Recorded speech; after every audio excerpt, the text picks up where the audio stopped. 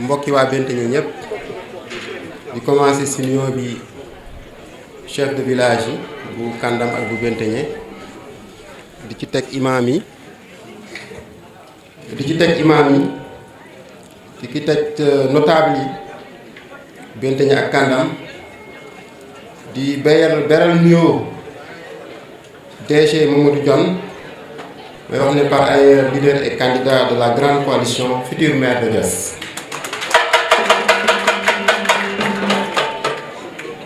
ñu ngi beral aussi nuyoo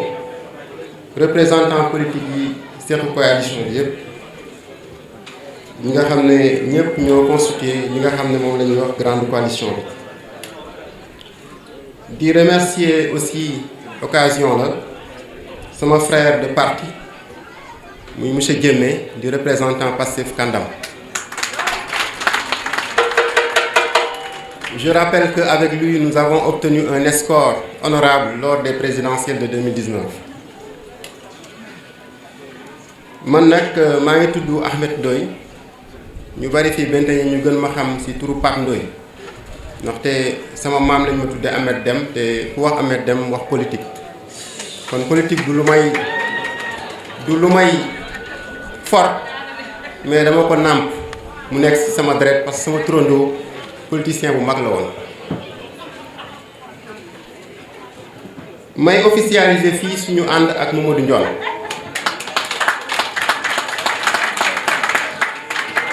ñëpp xam nañ ne ci plan national Pastef ak APR du ñu jaarootaan ñëpp xam nañ mais nekkuñu plan national ñu ngi ci plan local loolu laa bëgg nit ñi xam ko. te tey du bésu wax lu bëri parce que bu ndonte wax mënta ñàkk parce que wolof fi dañuy faral di wax ne nee nañ ku wax doyul jëf du la doy ku wax doyul jëf du la doy te damay wax ne Mamadou Ndione suñu leader Ousmane Sonko day faral di wax ne un homme politique doit avoir un discours et un parcours Mamadou Ndione am na discours am na parcours.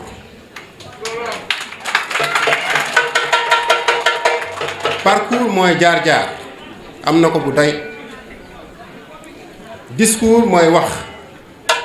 en 2014 bi ñu ànd ak moom dañu daan faral di wax ne mu ne ma Ahmed ma ne ko naam mu ne ma ki war a jiite commune de Diass ay kàddoom war na weesu jam ñaare te yaakaar naa ne ñun loolu moo ñu tardeel parce que koro dama ko wax fii ci benn conférence ma ne leen man Mamadou Ndione bi may présenté boppam néew ma man maay doomu diw dafa bind livre jox ma lire livre bi ci livre bi laa àndee ak moom kon xam-xam laa ko toppee tey te loolu la ñu ñàkk tey xam-xam la ñu ñàkk kon nag bu ñu gisee nit ku xam yaakaar naa waruñu sax hésiter kon wax ci yaakaar naa du bëri parce que Sëñ Fall danaan wax naan lu ñëpp xam wax ci tuuti day doy réalisation yi ñu fi def tey ji kenn waxatu ko. Leyti Diop sànq mu ngi koy wax ci suba dama xëy di bind benn mémorandum pour adresser ko au directeur de la SONES parce que depuis 2 mois loolu ne coule pas sous les robinets de Benteñe. C'est inadmissible. C'est inadmissible. Benteñe c'est à 6 km de l'AIBD, l'aéroport international Blaise Diagne. Depuis 2 mois nous avons alerté les autorités bind nañ ci Facebook bi lu ñu mën def nañ ko mais dafa mel ni comme li tubaab di wax rek on a l'impression qu'on tape sur un tam-tam troué. Ça ne résonne pas. kon nag appel bi may lancé mooy surtout nous la jeunesse parce que dafa am loo xam ne des fois tubaab day wax ne la balle est dans votre camp souvent bu ñu waxee ne la balle est dans votre camp c'est à vous de le jouer si vous connaissez les règles du jeu te règles du jeu yi ñun ñëpp xam nañ ko règles du jeu yi mooy bu ñu dem jubloo élection comme nii ñu ñëw di jox nit ñi ay 2000 francs ak 3000 francs lekk leen ko yéen a ko moom mais nag su wote jotee ngeen def le bon choix. wasalaamualeykum wa rahmatullah. di wax ne maa ngi nuyu aussi sama naataango conseillers yëpp ak orateurs yi nga xam ne ñoo jot a jàll. di wax ne kàddu yi sax du bëri ndax ñi ma jiitu yëpp wax nañ wax bi waaye rek il faut ñu andi ci suñu pierre à l'édifice di wax ne Mamadou Ndione bi mu ñëwee commune de Diass la changement commencé am ndax li fi gis woon moom lañ fi gis li fi amul woon moom la fi andi ànd koog nag le président Macky Sall ci loolu la ñuy wax Mamadou Ndione ba mu ñëwee commune de Diass ba léegi GIE yi mu fekk ak yi mu fa fekkul yépp da leen jàppale ñun yàgg nañ ci commune Diass waaye yàggu ñoo gis ku yor ay millions di ko may ay jigéen te loolu la fi def GIE ci commune de Diass ba mu jeex ñi ci jotul financement Mamadou Ndione bariwul ak association yi kon ñun jigéen ñi am nañ ci waar nañu góorgóorlu béy waar boobu ndax Mamadou Ndione li mu namm ci ñun mu mën koo eggali ndax yéene nañu dara ku lay yéene dara moo lay fekk nga toog jox la xaalis bu weex tàll ne la jógal nga liggéey te yaakaar naa yéen ñëpp loolu jaar ngeen ci kon naka ngeen koy mënee delloo njukkal mooy ne seen carte njaboot ngeen fexe ba téye ko le soir du 23 janvier 2022 ngeen dem verser ko ci urne ba ngeen duggee ko ci seen commune Diass ndax commune Diass gii da koo soxla ñun waa Diass dañ koo soxla ñun waa commune Diass dañuy soxla Mamadou Ndione ndax lan ñun danoo sonn danoo bëgg liggéey am ci commune Diass ku xëy ci suba ak sa njaboot nga mën a gàddu sa saak takk sa dàll dem liggéey andi sa kër ñun danoo sonn dem taxawaalu ci tëli ba di jaay suuf suñu suuf si yëpp jeex na te ñun dañoo am njaboot boo xam ne dafa war a dëkk fan lañ leen di dëkkal suba loolu la ñu bëgg mu jeex te fekk amuñu ku mel ne Mamadou Ndione am xam-xam bi teg ko ci commune Diass loolu du fi jeex ñun nag ñun jigéen ñi ak ñun jeunes yi loolu ñun la engagé ndax dañu ne jigéen ak ndaw ñoo gën a bari ci askanu Sénégal fi mu toll nii kon ñun ñoo ko war a gunge kon man pare gunge ko yóbbu ko commune Diass loolu maa ngi koy dénk sama bopp waaye di leen ko dénk di wax ne ñii nga xam ne ñooy la grande coalition ànd ak Mamadou Ndione ñun waa APR mënuñu leen fay ndax mënoon nañ toog jàpp seen ñàmbur na suñu yoon new si waaye defuñu loolu dañoo xam ne ñoom ci dëkk bi lañu dëkk te dëkk bi bu baaxee ñoom si lañ waaye bu bonee tam ñoom am nañ si part de responsabilité ñoom ñu jóg ànd ak moom di ko gunge ci liggéey bi di ko utal ay nit kon ñun ñi nga xam ne ñooy njabootu Macky Sall di njabootu Mamadou Ndione comme ni ko sama naataango Abdourahmane waxee sànq ñu ngi leen di tàllal loxo ndax changement commune Diass moo tax ñuy wax waaye du intérêt personnel moo tax ñuy wax Diass bu changé am beneen figure ñun ñooy am ndam ndax lan dañu ne commune Diass mooy yaakaaru Sénégal ëllëg te yow nga dëkk ci yaakaaru Sénégal ëllëg nga juddoo fa tey nga ko war a préparer ba bu subaa bu ñeneen ñëwee bu leneen ñëwee mu fekk leen ngeen pare loolu ñun ñoo koy defal suñu bopp waaye kenn du jóge ci àll ba duñu ko defaral kon ñuy ñaan ñépp góor ak jigéen mag ak ndaw ñu boole nekk benn jël seen carte defal ko l'homme qu'il faut à la place qu'il faut ndax ñu mën a changer ñu mën a am jàmm ndax ñun ñi dox chaque jour di gis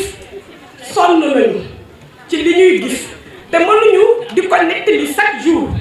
li koy faj nag mooy ne ña koy def ñu jëlee leen seen place di ñu toog teg fa koo xam ne askan bi dina am ndam ca lañ ko fa tege te loolu ci Mamadou Ndione lañ ko yaakaar moo tax ñuy woo ñépp nag ñu jàppale ko jàppale seen bopp jàppale seen doom jàppale seen askan ndax loolu moo ñu mbooloo mi maa ngi leen di nuyu kenn ku nekk ci turam ak santam di jiital ci nuyoo bi monsieur le maire de la commune de Diass di ci teg le chef de village de Kandane fii nga xam ne fii la ñu daje tey di nuyu imam yi di nuyu notable yi autorité yi di nuyu population Kandane yi nga xam ne ñoo ñu dajale tey fii dalal ñu fii ci Diass gannaaw loolu di ngeen ma may ma nuyu ki nga xam ne coow li mooma mooy doomu Diass di doomu Safeen le directeur général du COSEC dama bëgg wax ki ñuy wax Mamadou Ndione responsable de l'APR. comme ni ko Jibi waxee maa ngi lay jaajëfal bu baax di nuyu aussi conseil municipal yi nga xam ne ñoo fi teew samay naataango conseil yi di nuyu imam yi fi teew di nuyu chef de village yi fi teew di nuyu notable yi responsable militant yu jógee gox yu fasantiku ci commune Diass presse bi fàttewuma leen beral naa leen nuyoo Jibi présenté na ma sànq maa ngi tudd Ajaratu Maymuna Diop dama koy réclamer ndax yàlla dogal na ma ziyaare Seydina Mohamed dëkk buuxu juddoo fa màggee fa sëy paaki ci ay yëngu nag yàlla dogal ma am benn pànkala yëmbal nekk fa di fa liggéey di liggéeyal askan bi ba 2009 laa jëkk a nekk conseiller municipal jamono di dox ba 2014 ñu renouveler waat ma nekkaat conseiller municipal ba fii ma taxaw beneen bi depuis 2009 dañu créé woon benn réseau élu femmes yi mooy ñi nga xam ne ñoo nekk ci 4 communes muy Yeumbeul Nord bi ma dëkk di Yeumbeul Sud di Kër Massar di Malika képp ku fay conseil municipal que nga am ndombo conseil économique environnemental que nga am ndombo nga nekk député ñoom ñëpp ñu jiital mën a Maymuna yaay suñu présidente réseau arrondissement des Niayes boobu mooy actuel département de Kër Massar bi ñu érigé kon ñu xam ne man fa ma dëkk macha allah liggéeyal naa askan wi sas nañu ma ndax ci at bii passé suñu waa commune ba ñuy joxe billet Makka fekkewu ma yëguma ti ñu ne Maymuna la ñuy jox billet conseil municipal loolu sas la beneen bi mooy que ni su ma jógee ne damaa war a liggéey nag jaadu na ma fay bor bi moo di commune bi day ñi ma fa doon woon ne naa ñëw fekk si leen ndax yàlla dogal na comme ci ay réseau la ñuy yëngatu développement la ñuy def ñi ngi génn ci télé yi def ay interview suñu mbokk yi nga xam ne ñoo fi nekk jiite commune bi depuis booba xëcc nañ ma ay yoon ne naa ñëw ànd ak ñoom bu ñu fàttalikoo si meeting bi nga xam ne présidentiel bi amoon paaki tuddoon naa fa ay tur ne diw mi toog newoon nañ ma naa ñëw jàppale leen man nag ma toog la tax ma toog yàlla dafa dogal li ñuy wax décentralisation mooy ni ñu yoree maire yi man ndongo laa ci te wax dëgg yàlla doo doon ndongo ci ni ñu yoree maire yi nga gis sa commune sa dëkk sa cosaan ñu koy caax-caaxee ña koy caax-caaxee na la kaay ànd ak ñoom ngay ànd ak ñoom ma tey sama ko privilège bu nekk nag waroon naa ko caa mën a am ndax bu ñuy woon nit ne que kaay ànd ak ñun il faut ñu dig la dara waaye nag sant naa yàlla ndax lu mu bon am naa as tuut lu mu bon li gën a rëy ci nit yàlla suturaal na maa ngi ak sama ngor di sama dignité du dara du tax ma jaay ko ndax sama tax na 2016 laa wax ak Mamadou Ndione mii toog dinaa jël témoin ka nga xam ne itam demoon na Makka muy Alaaji Diouf di nijaay Mamadou Ndione moo dox depuis 2016 sama diggante ak Mamadou Ndione ànd bi war a mën a nekk ndax déglu naa ko dégg naa ko ci li may yënguti itam xam naa ne bés bu ñëwee commune Diass te commune Diass liggéey bu boobaa macha allah du ñu yoreel mais ñun ñoo yoreel suñu bopp maanaam gestion commune bi gestion participative lay doon et inclusive ku nekk wàllu wa nga féete da nga ci dugal sa loxo du ñu boddi kenn commune noonu lañ koy yoree askan wi bu ñu jëlee seen dërëm ne dencal ñu danga leen di wane ñëw leen ñu def soo paree li ñuy wax redevabilité nga ne ko yaa ma dénkoon dërëm bi nii laa ko jooyee nii laa ko jooyantee nii laa ko defee ndax nii nga ma ko sante woon noonu la ñuy yoree commune waaye doo toog fa nga toog di buur di bumi jël askan bi takk leen si baat nu la neex ngay def saax-saaxi alal bi amoo partenaire au développement mënoo dem sax jam ñaaju comme ni ko ñenn ñi waxee di téye suñu suuf di jaay di ci ndax nit ñi di ci ger nit ñi naan may naa la terrain fekk woo dara kon sama ànd ak Mamadou Ndione si ay critères laa ko teg ko ci xam ni ñu yoree dëkk ñi ma jiitu wax nañ ko le directeur général du COSEC quelqu'un koo xam ne itam depuis 2014 ba léegi bind na les 20 axes yi nga xam ne ñooy doxale commune Diass kon kooku visionnaire la maanaam kuy gis fu sori mbir moo xam ne danga ko bëgg a yore il faut nga xam noo ko yoree ëllëg doo def li ñuy tubaab di wax pilotage à vue maanaam rek tey naa def lii bu subaa ma def lee jooyanti toog léegi rek bëgg a def lii dañuy planifier nga xam commune juróomi at lañ lay fal ci juróomi at yooyu war nga am un plan d'investissement prioritaire war nga am un plan de développement local war nga ay plan noonu la ñuy doxalee commune te yooyu yëpp dama ko gis ci kii nga xam ne mooy Mamadou Ndione boole na si itam ay jikko yu rafet Mamadou wax naa ko démb paaki ndax ay jeunes cadres yoo xam ne ils sont très organisés dinaa ko fi wax yooyu jeunes ak i femmes ku bëgg a développer sa dëkk sa gox jege leen macha allah benn bi ci jëkk mooy Mamadou nekk na koo xam ne du dig nit lu mu dul def ñépp mën nañ ma ci seet dëgg la wala du dëgg Mamadou mës na fi wax nit lu mu dul def yàlla dimbali na ko ci imaan ak gëm yàllam lépp lu mu wax ni da koy def ci kàttanu yàlla Mamadou nekk na koo xam ne ku jullite ku lislaame ndax man xam naa ci dara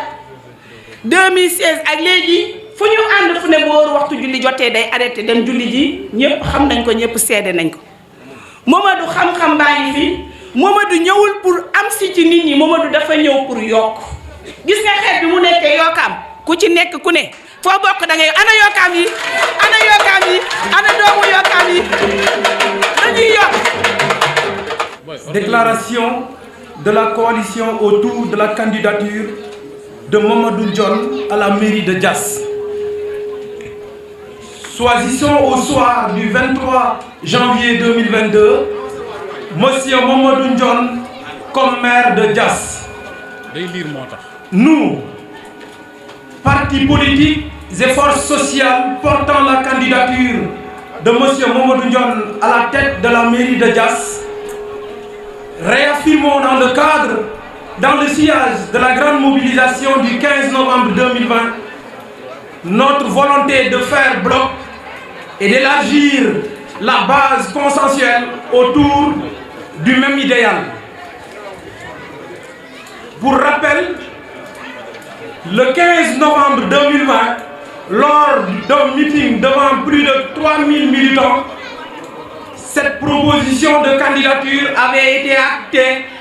par une motion lue et approuvée par un standing ovation. Les populations ont compris que devant les mutations actuelles, notre commune a besoin de bâtir une large coalition autour d'un leadership reconnu afin de se donner les atouts pour asseoir un développement local dans l'intérêt des populations. Monsieur Mamadou Ndione, digne fils du terroir qui a une claire compréhension des politiques publiques et des initiatives privées en cours, a déjà apporté à plusieurs reprises la preuve par ses nombreuses actions plurisectorielles qu'il est en mesure de fédérer les innombrables ressources humaines de notre localité par une construction commune et collective d'une vision partagée. Il est clair qu'au plan strictement politique, M. Ndione a toute la légitimité d'un leadership local dans la grande majorité présidentielle pour avoir eu à réunir comme collecteur en 2019 70% des parrainages. De la grande coalition Benno Bokk Yakaar dans la commune de Diass. En plus de cette légitimité dans la majorité présidentielle à Diass, M. John a la confiance réaffirmée de plusieurs segments politiques et sociaux de la commune de Diass, dont le parti Bës Du Ñakk, ainsi que d'autres partis politiques, organisations et personnalités civiles et politiques. Au niveau de chaque village, la machine pour la victoire du candidat Mamadou Ndione fonctionne en plein régime depuis plusieurs mois avec des ralliements sincères d'acteurs politiques et de citoyens. C'est pourquoi l'Assemblée générale du 16 mai 2021, qui a réuni plus de 1000 délégués issus des villages, demande à tous les responsables et militants de ne pas répondre aux actes de diversion. La mission de M. Mamadou Ndione transcende les clivages pour s'ouvrir et continuer de tendre la main à toutes les forces politiques et sociales de la commune de Diass, sans aucune exception. Comme il aime le dire, M. Ndione n'est pas en compétition contre des fils du terroir. Il est en compétition pour le terroir. Les populations savent que la victoire proche de Mamadou Ndione au soir du dimanche 23 janvier 2020 est une demande sociale largement majoritaire dans les cœurs et les esprits. La victoire qui s'annonce le sera bientôt dans les faits au niveau de chaque coin et recoin de la commune de Diass. L'objectif visé avec nos alliés actuels est d'avoir 80% des suffrages pour la liste dirigée par M. Mamadou Ndione au soir du 23 janvier 2022.